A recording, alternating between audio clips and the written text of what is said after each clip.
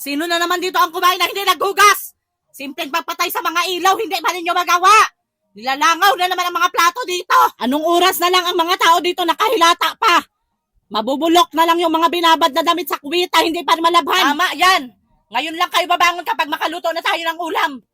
Hihintayin nyo na lang talaga na pagsilbihan kayo. Hirap na nga tayo mag-budget sa mga gastusin dito sa bahay. Ang mga kasama mo magpabigat pa sa'yo. Ang mga dumi sa mga pets sa labas. Ako pa ang magliligpit, paalaga-alaga kayo sa mga pets tapos hindi kayo marunong mag-asikaso. Ang mga lagayan dito sa tubig, nilulumot na.